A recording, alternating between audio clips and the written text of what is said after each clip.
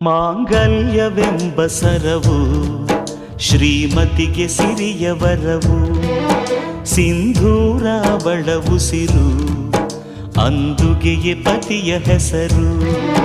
ಮುತ್ತೈದೆ ಎಂಬ ಪದವೇ ಹೆಣ್ಣಾದ ಅವಳ ಒಡವೆ, ಮುತ್ತೈದೆ ಎಂಬ ಪದವೇ ಹೆಣ್ಣಾದ ಅವಳ ಒಡವೆ. ಮಾಂಗಲ್ಯವೆಂಬ ಸರವು ಶ್ರೀಮತಿಗೆ ಸಿರಿಯ ವರವು, ಸಿಂಧೂರ ಅವಳ ಉಸಿರು, ಅಂದುಗೆಯೇ ಪತಿಯ ಹೆಸರು.